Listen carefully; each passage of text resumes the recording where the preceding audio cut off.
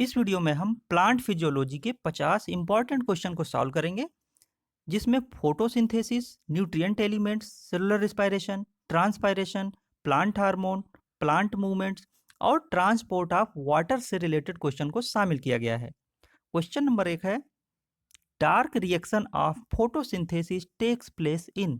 प्रकाश संश्लेषण की अप्रकाशीय क्रिया होती है। तो देखिए, जो फोटोसिंथेसिस होता है उसमें डार्क रिएक्शन क्लोरोप्लास्ट के स्ट्रोमा भाग में होती है, क्योंकि इसमें वे एंजाइम भाग लेते हैं जो वातावरण से ली गई कार्बन डाइऑक्साइड का अपचयन करके उसे शर्करा और मंड में परिवर्तित कर देते हैं। तो यहाँ पर ए ऑप्शन करेक्ट हो जाएगा। Dark reaction of photosynthesis takes place in stroma. Question number 2 है, क्रांज एनाटॉमी इज फाउंड इन।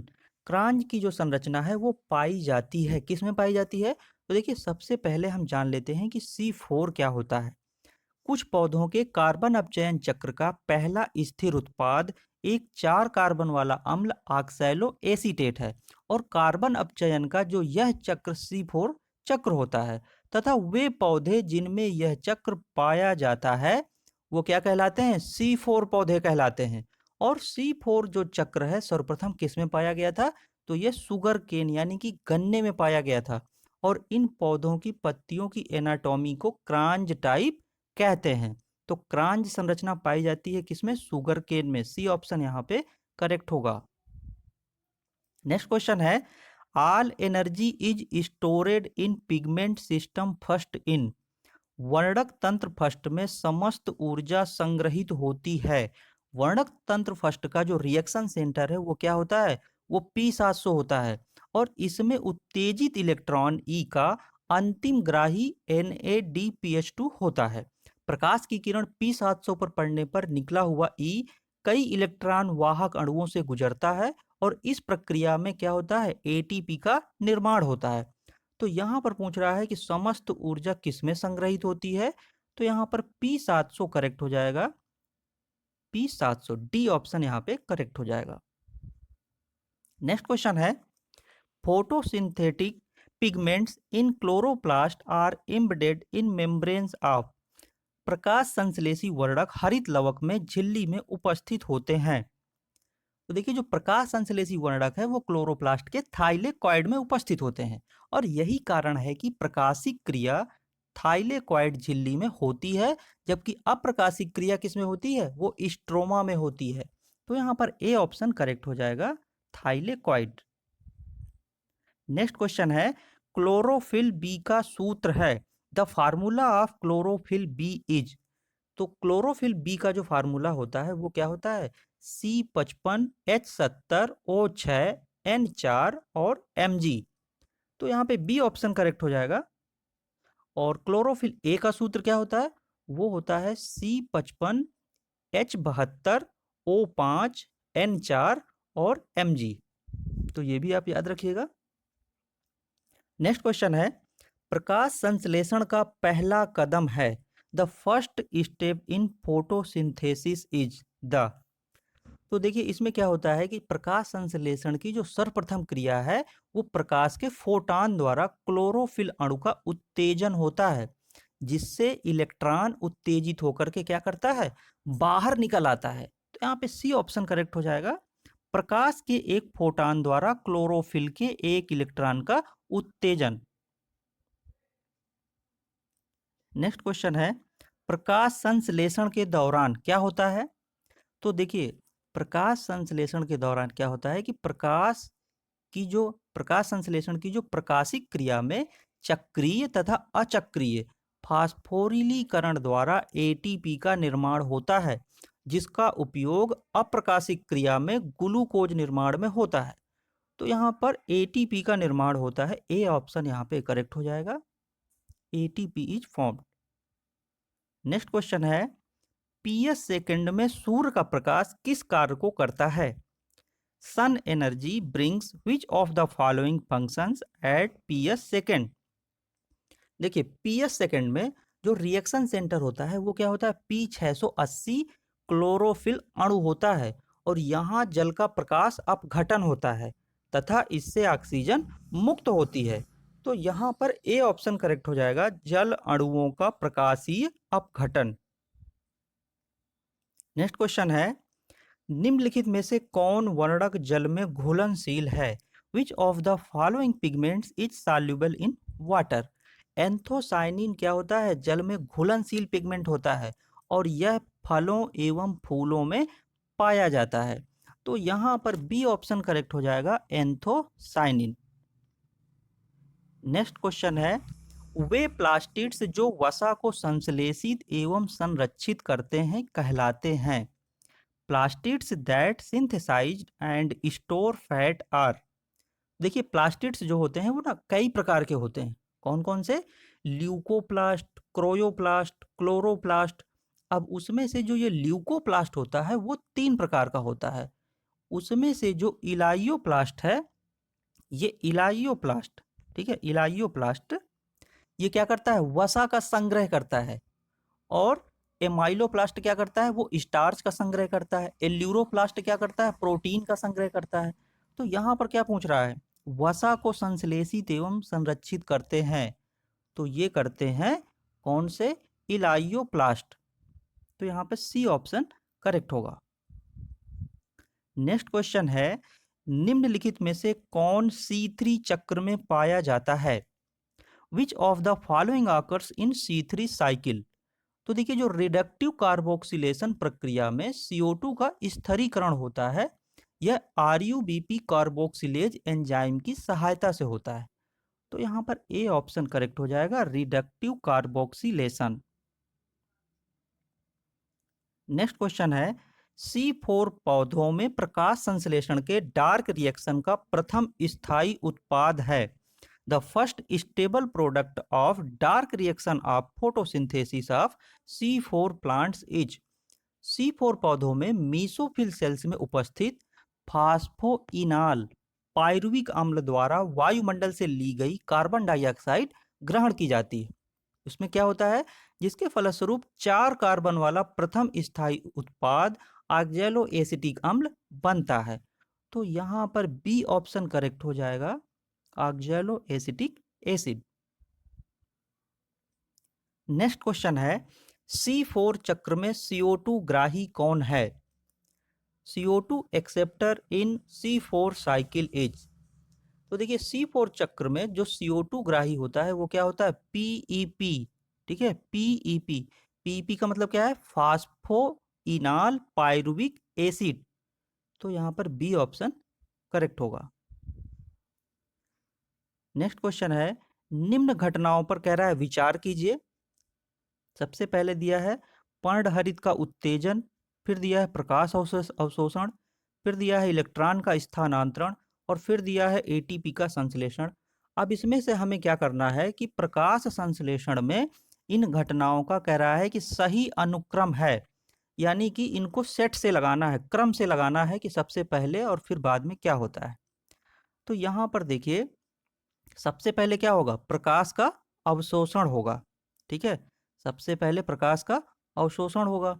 फिर क्या होगा? क्लोरोफिल का उत्तेजन होगा और फिर इलेक्ट्रॉन का स्थानांतरण होगा और फिर एटीपी का संश्लेषण होगा, ठीक है। फिर से समझ लेते हैं। पहले क्या होगा? प्रकाश का अवशोषण होगा, ठीक है, लाइट एब्जॉर्प्शन। तो सबसे पहले प्रकाश अवशोषण हो गया। फिर इसके बाद क्या होगा? क्लोरोफिल का उत्तेजन होगा, ठीक है, पर्णहरित का उत्तेजन हो गया।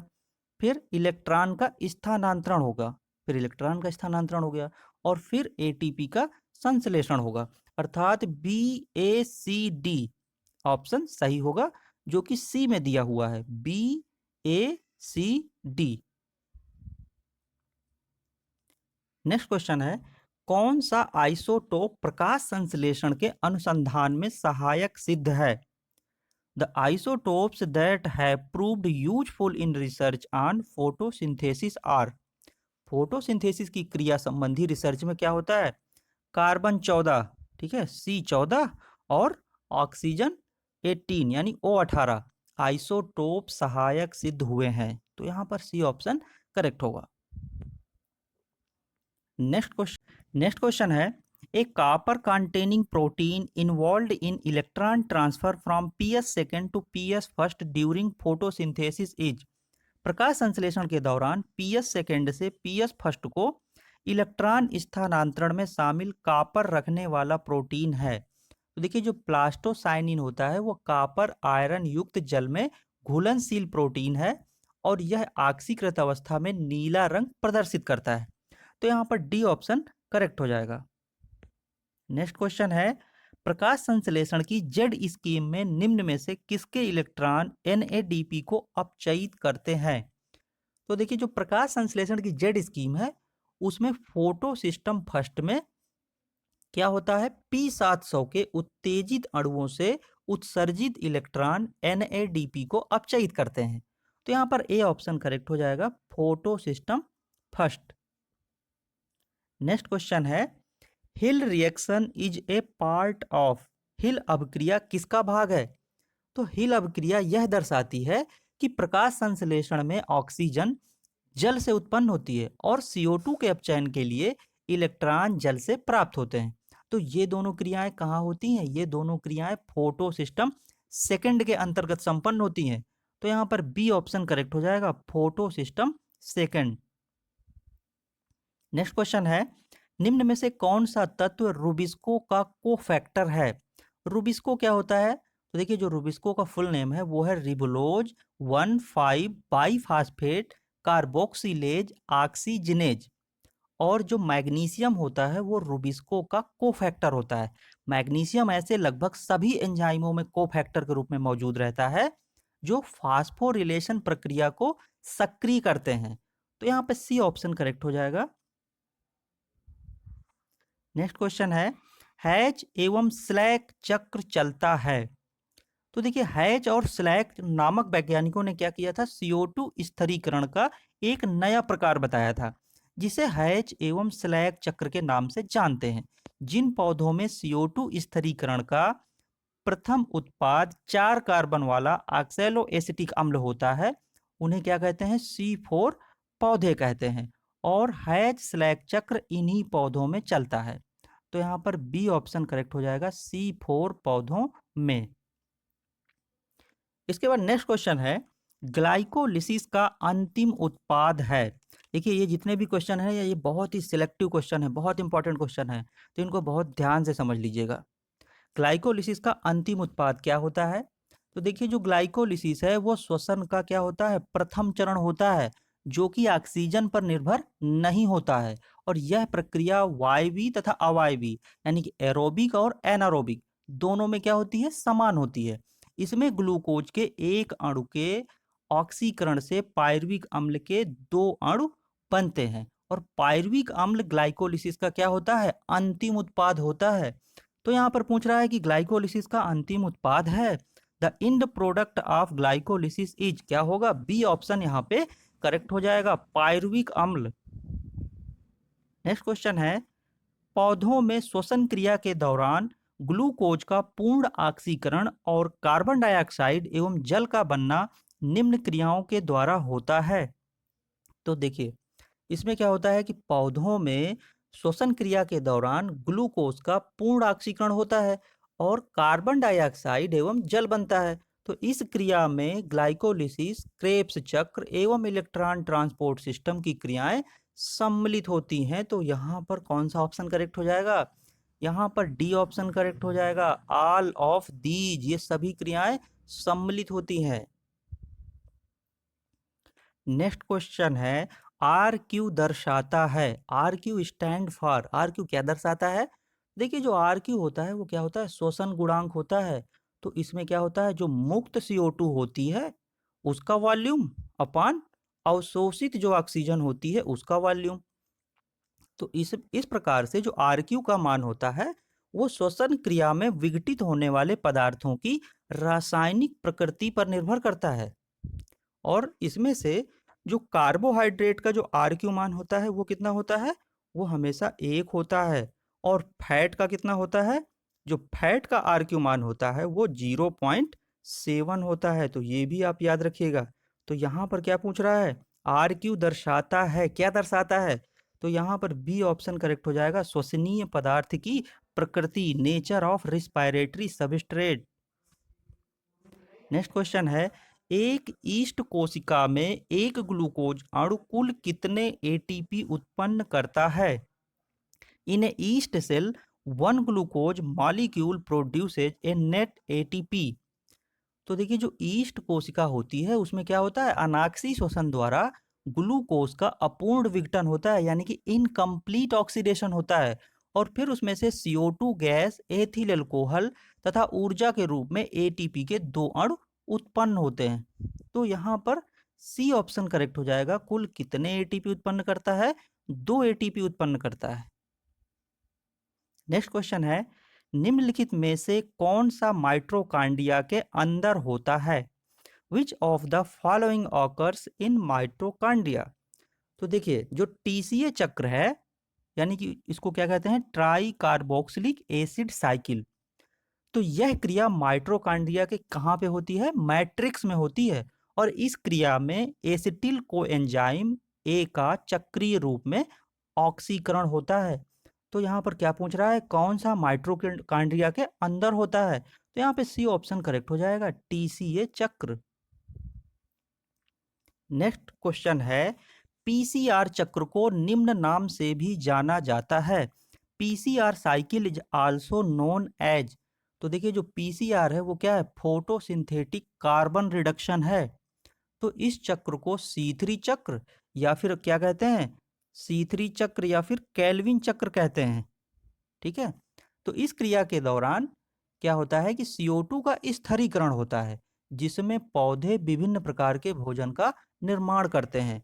तो यहाँ पर क्या पूछ रहा है, किस नाम से जानते हैं? तो यहाँ पे C3 चक्र, यहाँ पे बी ऑप्शन करेक्ट हो जाएगा। ईस्ट द्वारा ग्लूकोज का किण्वन से उत्पन्न उत्पाद है। What are produced when glucose is fermented by yeast? तो जो ईस्ट होता है, तो ईस्ट के द्वारा ग्लूकोज के फर्मेंटेशन का अंतिम उत्पाद क्या होता है? CO2 तथा एथेनॉल होते हैं। ठीक है, तो यहाँ पर कौन सा ऑप्शन करेक्ट हो जाएगा? ए ऑप्शन करेक्ट हो जाएगा, CO2 तथा ethanol, ethanol and CO2।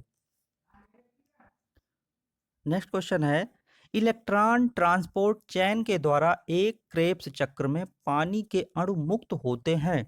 The number of water molecules evolve in one Krebs cycle through electron transport chain is. इसमें से देखिए क्या होता है कि एक इलेक्ट्रॉन ट्रांसपोर्ट चैन के द्वारा क्रेब्स चक्र में एक जल का अणु मुक्त होता है, और इलेक्ट्रॉन ट्रांसपोर्ट सिस्टम के अंत में जल का एक अणु मुक्त होता है। तो इसमें से यहाँ पर सी ऑप्शन करेक्ट हो जाएगा, एक क्रेब्स चक्र में पानी के अणु मुक्त होते हैं। सी ऑप्शन यहाँ पे एक। नेक्स्ट क्वेश्चन है, इलेक्ट्रॉन ट्रांसपोर्ट तंत्र में अपचयित कोएंजाइम का पुनः उत्पाद किस प्रकार होता है? तो देखिए क्या पूछ रहा है ये कि in the electron transport system the reduced coenzyme are regenerated by. तो इलेक्ट्रॉन ट्रांसपोर्ट तंत्र में कोएंजाइम का जो रिडक्शन होता है तथा पुनः ऑक्सीडेशन होता है। ठीक है, कोएंजाइम का रिडक्शन तथा पुनः ऑक्सीडेशन होता है, और यह हाइड्रोजन के आदान प्रदान से होता है। तो यहाँ पर क्या होगा, ए ऑप्शन करेक्ट हो जाएगा। नेक्स्ट क्वेश्चन है, ग्लाइकोलिसिस 1 ग्लूकोज 2 पायरुविक अम्ल की प्रक्रिया में एटीपी का शुद्ध लाभ होता है।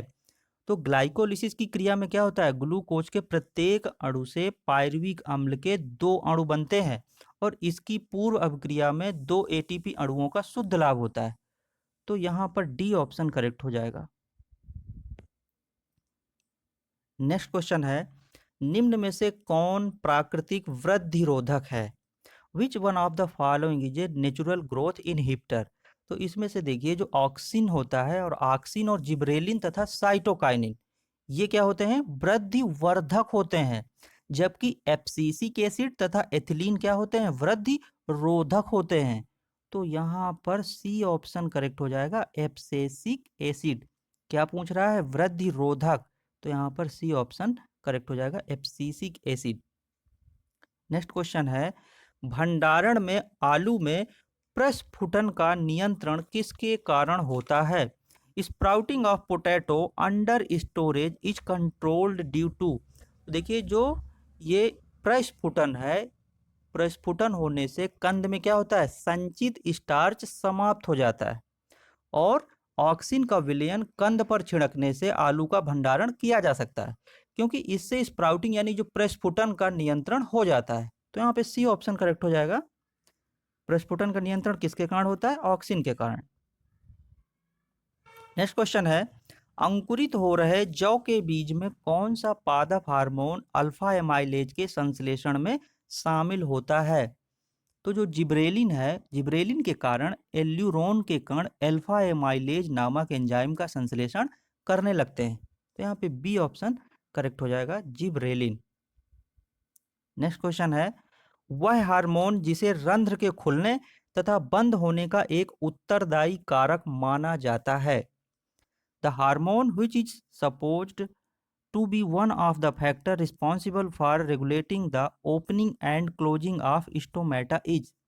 तो इसमें से क्या है कि जो एब्सेसिक एसिड है वो वाष्पोत्सर्जन का नियंत्रण करता है और यह स्टोमेटा को क्या करता है, कम करता है, जिससे वाष्पोत्सर्जन कम हो जाता है। तो यहाँ पर ए ऑप्शन करेक्ट हो जाएगा, एब्सेसिक एसिड। नेक्स्ट क्वेश्चन है, IAA का प्राथमिक प्रिकर्सर है, primary precursor of IAA is. देखिए जो ट्रिप्टोफैन इंडोल एसिटिक एसिड का प्राइमरी प्रिकर्सर है, ठीक है। ये IAA क्या है, इंडोल एसिटिक एसिड। और यहाँ पे क्या पूछ रहा है, किसका प्राथमिक प्रिकर्सर है, तो ये ट्रिप्टोफैन इंडोल एसिटिक एसिड का प्राइमरी प्रिकर्सर है। तो यहाँ पे सी ऑप्शन करेक्ट हो जाएगा। नेक्स्ट क्वेश्चन है, निम्न में से कौन सूक्ष्म पोषक है, which of the following is a micronutrient. देखिए न्यूट्रिएंट एलिमेंट को दो वर्गों में विभाजित किया गया है, कौन कौन सा, पहला है माइक्रो और दूसरा क्या है, माइक्रो। तो जो माइक्रो एलिमेंट है उसमें क्या है, hydrogen, carbon, oxygen, nitrogen, potassium और सल्फर हैं। और जो माइक्रो हैं उसमें क्या है, उसमें boron, chlorine, copper, iron, nickel, zinc. तो यहाँ पे क्या पूछ रहा है, कौन सूक्ष्म पोषक है, कौन माइक्रो न्यूट्रिएंट है। तो यहाँ पर ए ऑप्शन करेक्ट हो जाएगा, आयरन क्या है, माइक्रो न्यूट्रिएंट है। नेक्स्ट क्वेश्चन है, निम्न में से कौन सा पोषक तत्व पौधों में शर्करा के स्थानांतरण में महत्वपूर्ण भूमिका अदा करता है। Which of the following nutrient play an important role in sugar translocation in plants. देखिए जो बोरान होता है वो पौधों द्वारा बोरेट या टेट्राबोरेट के रूप में अवशोषित किया जाता है और यह पोषक तत्व पौधों में शर्करा के स्थानांतरण में सहायक होता है। तो यहाँ पर सी ऑप्शन करेक्ट हो जाएगा। नेक्स्ट क्वेश्चन है, निम्न में से कौन एंजाइम ऑक्सीजन द्वारा निष्क्रिय हो जाते हैं, यानी which one of the following enzymes is inactivated by oxygen. तो इसमें क्या है कि जो नाइट्रोजिनेज एंजाइम है वो नाइट्रोजन स्थिरीकरण में भाग लेता है और मॉलिब्डेनम इस एंजाइम का घटक होता है, परंतु यह एंजाइम ऑक्सीजन की उपस्थिति में क्या होता है, निष्क्रिय हो जाता है। तो यहाँ पर बी ऑप्शन करेक्ट हो जाएगा, नाइट्रोजिनेज। नेक्स्ट ऑप्शन है, बिंदुस्राव होता है, गटेशन इज कॉज्ड बाई। बिंदुस्राव क्या होता है, तो द्रव के रूप में, ठीक है, द्रव के रूप में पत्ती के किनारे पर स्थित जो जल रंध्रों द्वारा जल हानि होती है वो क्या होती है, गटेशन या बिंदुस्राव कहलाती है। तो यहाँ पर बिंदुस्राव क्या होता है, जल रंध्र द्वारा। नेक्स्ट क्वेश्चन है, रंध्रों के खुलने का कारण स्टार्च शर्करा के परस्पर परिवर्तन का विचार था जिसके लिए खोजी गई एंजाइम थी। तो इसमें क्या है कि गार्ड सेल्स के जो क्लोरोप्लास्ट में फास्फोराइलेज नामक एंजाइम की उपस्थिति मानी गई है और यह एंजाइम स्टार्च शर्करा में परिवर्तन को उत्प्रेरित करता है। तो यहाँ पर कौन सा ऑप्शन करेक्ट हो जाएगा, ए ऑप्शन करेक्ट हो जाएगा, फास्फोराइलेज। नेक्स्ट क्वेश्चन है, पौधों के ऊतक में परिवहन की प्रक्रिया में डीपीडी के वृद्धि की आवश्यकता होती है, डीपीडी का तात्पर्य है। तो इसमें से क्या पूछ रहा है, in the process of transport in plant tissue DPD is required to develop DPD means.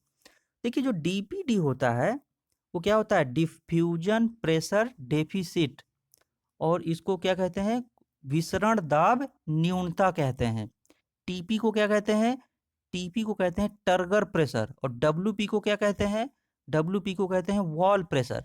तो यहाँ पर क्या क्वेश्चन पूछ रहा है कि डीपीडी की वृद्धि की आवश्यकता होती है, तो डीपीडी का तात्पर्य पूछ रहा है। तो यहाँ पे सी ऑप्शन करेक्ट हो जाएगा, सी ऑप्शन यहाँ पे करेक्ट हो जाएगा, diffusion pressure deficit. C option यहाँ पे करेक्ट होगा। नेक्स्ट क्वेश्चन है, जब एक बीज को अंकुरण के लिए उपयुक्त स्थिति में रखा जाता है तो वह प्रक्रिया जिसके द्वारा जल बीज आवरण में प्रवेश करता है यह है। तो इसमें क्या है कि पौधों में बीज द्वारा जो प्रथम जल अवशोषण क्या होता है, अंतः शोषण द्वारा होता है, और किसी ठोस बीज द्वारा अपने सतह से जल अवशोषण अंतः शोषण कहलाता है। तो यहाँ पर बी ऑप्शन करेक्ट हो जाएगा, अंतः शोषण। नेक्स्ट क्वेश्चन है, स्फीति कोशिका में होता है, स्फीति कोशिका में क्या होता है, स्फीति कोशिका में देखिए क्या होता है कि डी पी डी बराबर ओपी माइनस टीपी। ठीक है, तो पूर्ण रूप से जो स्फीति कोशिका में डीपीडी बराबर कितना होता है, 0 होता है, और स्फीति कोशिका में परासरण दाब तथा स्फीति दाब बराबर होते हैं, अतः डीपीडी क्या होगा, 0 होगा। तो यहाँ पर कौन सा ऑप्शन करेक्ट होगा, यहाँ पर सी ऑप्शन करेक्ट होगा, डीपीडी बराबर 0। नेक्स्ट क्वेश्चन है, शुद्ध व साफ पानी का परासरण दाब होता है, pure and clean water have osmotic pressure. तो देखिए इसमें क्या है कि जो शुद्ध व साफ पानी का ऑस्मोटिक प्रेशर है वो क्या होता है, 0 होता है। तो यहाँ पर ए ऑप्शन करेक्ट हो जाएगा, 0। नेक्स्ट क्वेश्चन है, अनुवर्तनी गति का मुख्य कारण है, tropic movement take place mainly by.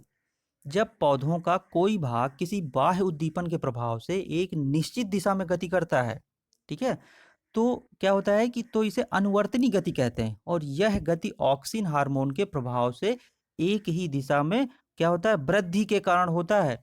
तो इसमें क्या होता है, क्या कौन सा ऑप्शन सही होगा, कोशिका दीर्घीकरण, यानी कि ए ऑप्शन इसमें सही होगा। अनुवर्तनी गति का मुख्य कारण क्या है, सेल इनलार्जमेंट।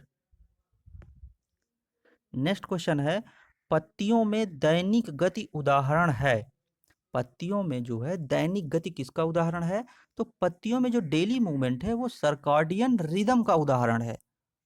तो यहां पर बी ऑप्शन करेक्ट होगा। नेक्स्ट क्वेश्चन है, कुछ पुष्प दिन में खिलते हैं और रात में बंद हो जाते हैं, इसे क्या कहते हैं, इसे कहते हैं कि देखिए जो पौधों में दिन में प्रकाश के उद्दीपन से जो होने वाली अधिशात्मक गति है वो क्या कहलाती है, वो कहलाती है फोटोनेस्टी।